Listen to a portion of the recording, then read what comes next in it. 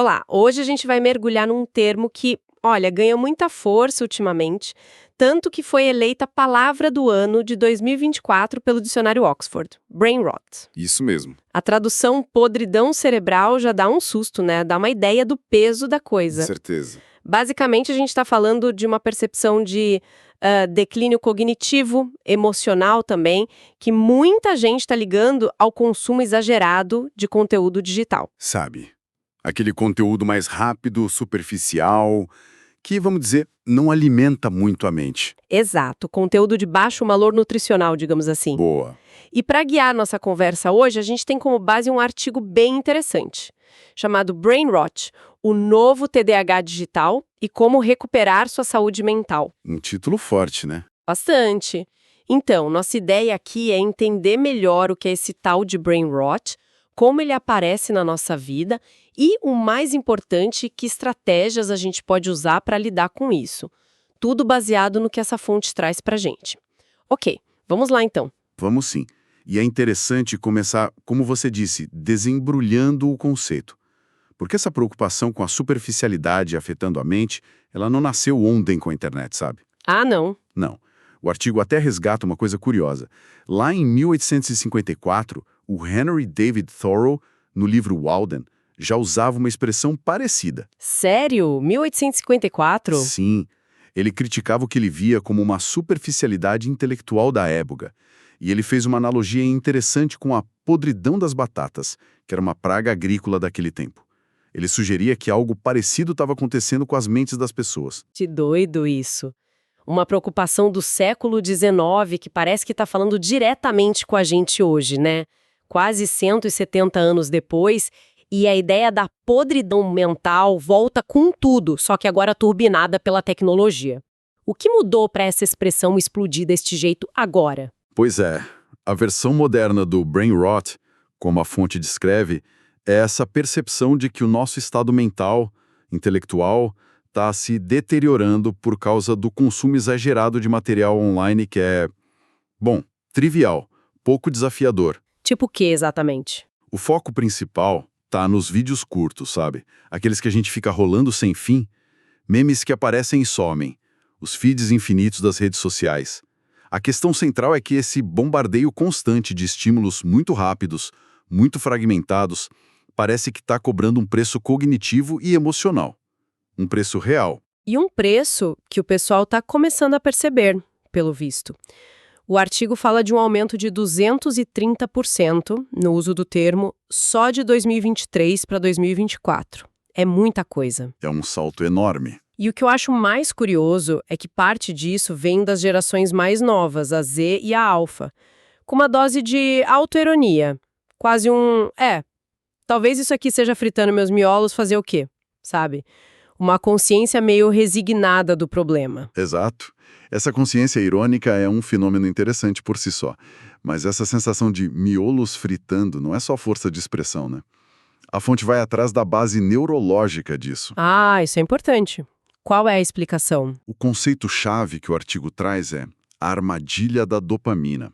Muitos desses conteúdos digitais, especialmente os vídeos curtos e as interações rápidas em redes sociais, um like aqui, um comentário ali, um compartilhamento, eles são projetados, de propósito ou não, para explorar o sistema de recompensa do nosso cérebro. A dopamina, né? Exatamente. Cada coisinha dessas, cada novidade no feed, libera uma pequena dose de dopamina, que é aquele neurotransmissor ligado ao prazer, à motivação, à expectativa de algo bom. E aí o cérebro, que não é bobo, aprende rapidinho, né? Fica naquela, opa, mais uma dose, cadê a próxima? E a gente fica ali, rolando a tela, quase hipnotizado, mesmo sem estar achando mais graça nenhuma. É isso. Cria-se um ciclo de busca por gratificação que é super rápida, instantânea, mas também muito superficial, e nunca acaba. O cérebro fica condicionado a esperar o próximo estímulo, a próxima micro-recompensa. É viciante. Totalmente. E a fonte menciona também o papel de uma regiãozinha no cérebro chamada abenula. De forma bem simplificada, a gente pode pensar nela como um centro que meio que avalia se valeu a pena ou não. Quando a gente se frustra ou algo é ruim, ela ativa. E como isso entra no brain rot? Bom, a hipótese é que, Com essa sobrecarga de estímulos, ou talvez com a comparação social constante nas redes, essa benula pode ficar meio desregulada. E aí, ela poderia diminuir nossa motivação para ir atrás de recompensas maiores, aquelas que dão mais trabalho, sabe? Tipo, estudar para uma prova, terminar um projeto. Ah, entendi. É como se o cérebro falasse: nossa, aquilo ali vai dar um trabalho. É melhor ficar aqui no feed, que é mais fácil e já me dá um prazerzinho agora. Exatamente. Pode acabar alimentando um comportamento de evitar tarefas mais complexas ou importantes. Ficar no scrolling vira uma fuga. Isso explica muito aquela procrastinação que parece que vem do nada. O artigo tem uma analogia ótima para isso. A da tigela de sopa inesgotável. Ah, eu vi essa. É boa mesmo. Num estudo, o pessoal comia sopa numa tigela que se reabastecia por baixo sem eles perceberem. Resultado: comeram muito mais do que o normal sem se dar conta. O feed infinito é meio assim, né? Nunca acaba, sempre tem mais. Isso manipula nosso sistema de dopamina para a gente continuar buscando, mesmo sem ficar satisfeito de verdade.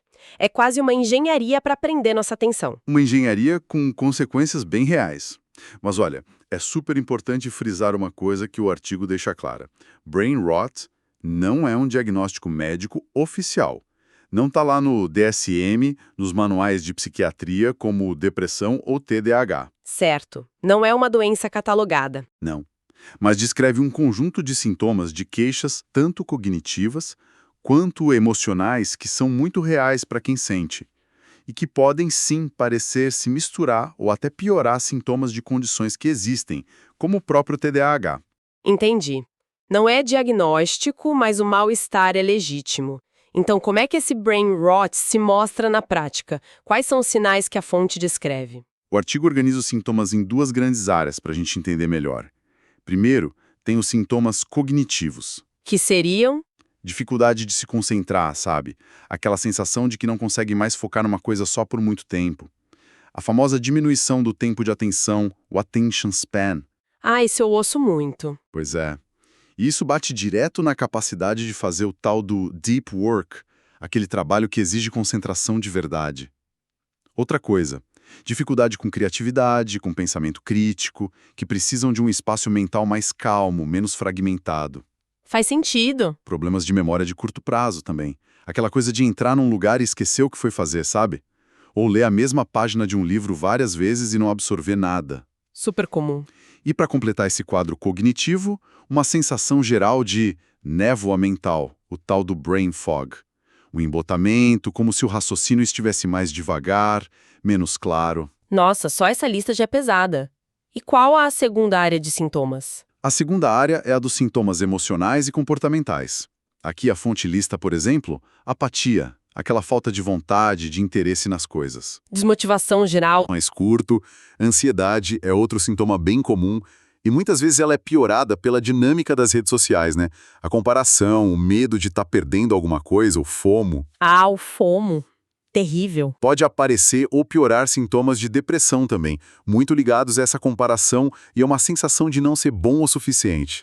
Além disso, o artigo fala de fadiga mental constante, aquele cansaço que parece que não passa, mesmo dormindo. Esgotamento. Sim, menor resiliência emocional para lidar com problemas, com frustrações e, em casos mais fortes, até um certo isolamento social. A pessoa preferir ficar no mundo digital do que interagir cara a cara. Parece um quadro de esgotamento mental mesmo, né?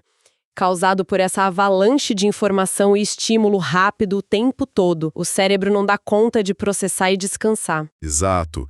A hipótese que o artigo levanta é que essa exposição constante a estímulos muito fragmentados, muito rápidos, acaba sobrecarregando nossas funções executivas.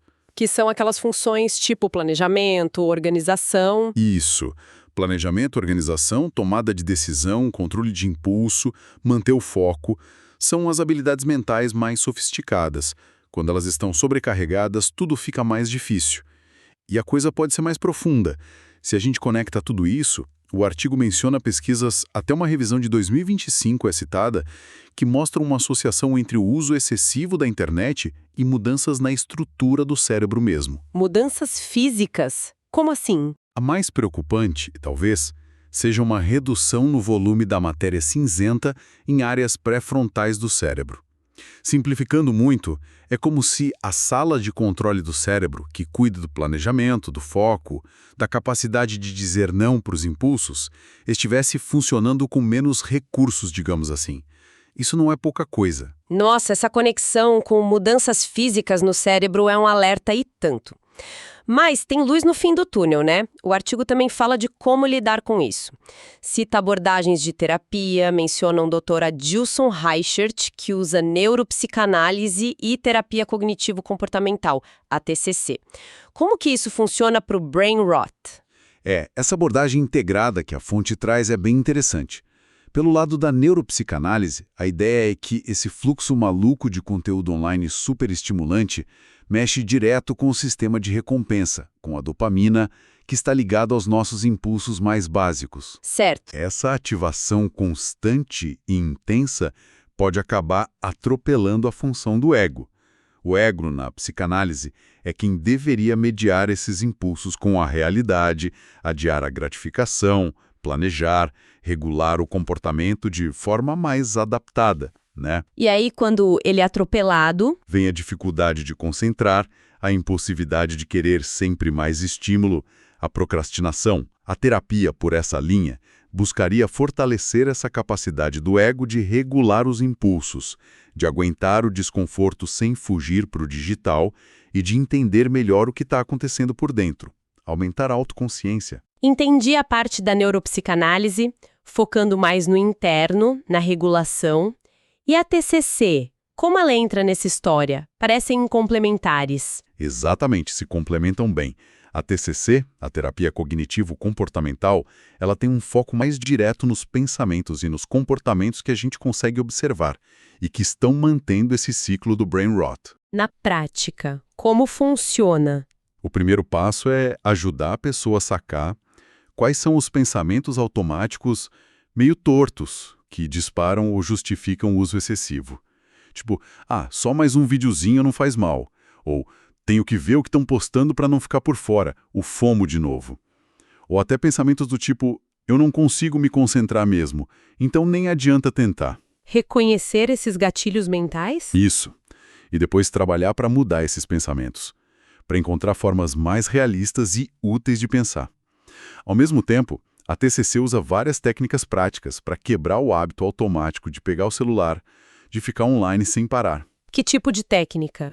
Definir limite de tempo, criar zonas sem celular em casa, agendar atividades offline que a pessoa goste, aprender a lidar com um gatinho tipo tédio ou ansiedade de um jeito mais saudável do que só fugir para o digital. O objetivo é trocar esses hábitos digitais ruins por outros que façam mais sentido para a vida da pessoa, para os valores dela. Uma abordagem olha mais para dentro, para os impulsos, e a outra mais para fora, para os pensamentos e hábitos do dia a dia. Parece uma combinação poderosa mesmo. Mas e para quem não está fazendo terapia? O artigo dá umas dicas mais práticas, coisas que a gente pode tentar fazer sozinho para começar um detox, ou pelo menos ter uma relação mais saudável com o digital. Sim, sim.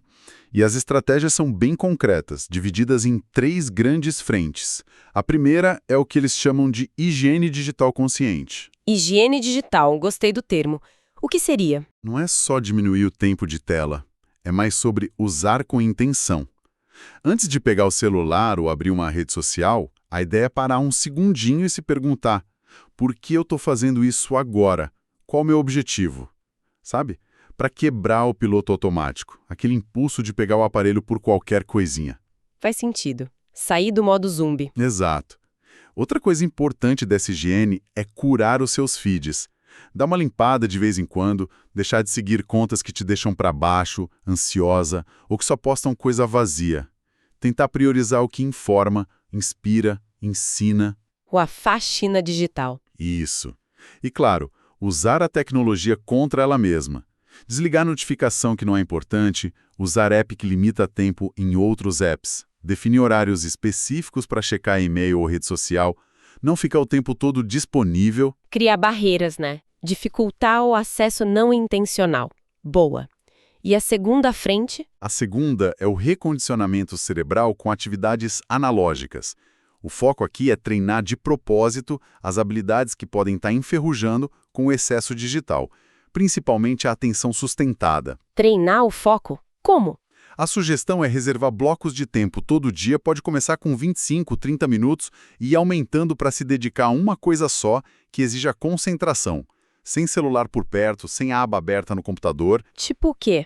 Ler um livro, de papel de preferência, estudar algo mais complexo, escrever, tocar um instrumento, fazer um trabalho manual, um hobby, qualquer coisa que peça foco por um tempo maior. Resgatar atividades que exigem mais da gente. Exatamente. Outro pilar aqui é a atividade física. O artigo reforça muito isso. Exercício não é só para o corpo, melhora muito a função do cérebro, leva mais sangue, mais oxigênio, ajuda a criar neurônios novos, regula o humor. Fundamental. E um ponto que a gente esquece: priorizar o sono. Ter uma rotina para dormir, evitar tela pelo menos 1 hora antes de deitar. Aquela luz azul atrapalha o sono, né? E, se der, tirar o celular do quarto. O sono é quando o cérebro faz a faxina dele, consolida a memória, é vital para a saúde mental e cognitiva. Sono, exercício, foco.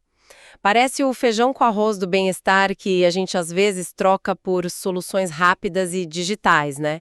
E a terceira estratégia? A terceira frente é o fortalecimento da resiliência mental e emocional. Isso tem a ver com a nossa conversa interna, a nossa autofala. O artigo até cita o Jim Kwik. Seu cérebro é como um supercomputador e sua autofala é o programa que ele vai rodar. Que legal isso! Quer dizer, prestar atenção no que a gente diz pra gente mesmo. Exato. Monitorar aqueles pensamentos negativos, tipo, eu sou muito distraída mesmo, não consigo largar isso aqui, e tentar, conscientemente, trocar por afirmações mais positivas, mais construtivas. Estou treinando meu foco, estou aprendendo a usar a tecnologia com mais intenção. Mudar o diálogo interno. Isso. Outro ponto é aprender a lidar com o desconforto sem fugir para o celular na hora. Sentir tédio, ansiedade, solidão. Tenta observar essa sensação com curiosidade, aceitar que ela está ali. Talvez usar uma técnica de respiração, de mindfulness, em vez de pegar o celular para se anestesiar. É ganhar tolerância ao desconforto. Enfrentar em vez de fugir. Exato. E por último, criar momentos e espaços de desconexão de propósito, especialmente com a família e amigos. Combinar coisas tipo refeição sem celular na mesa. Isso não só limita o tempo de tela, mas fortalece os laços reais, a conversa olho no olho. Um plano bem completo que vai desde gerenciar o ambiente digital até treinar a mente e as emoções. Fica bem claro que brain rot é bem mais que um meme de internet, né? É quase um sintoma da nossa época mesmo.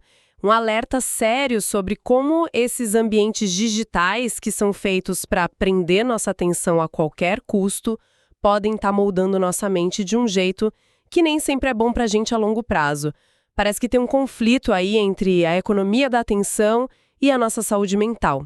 Exatamente. É uma tensão muito presente hoje. Mas olha, a mensagem final que a fonte deixa, e que acho super importante reforçar, é de esperança. E ela se baseia na neuroplasticidade. A capacidade do cérebro de mudar, né? Isso. Nosso cérebro não é fixo. Ele se adapta, ele muda, cria conexões novas o tempo todo, baseado no que a gente faz, no que a gente vive. Então a recuperação desse estado de brain rot é possível. Não é sobre demonizar a tecnologia ou querer voltar para um passado que não existe mais. É mais sobre fazer uma reavaliação profunda, consciente, da nossa relação com ela.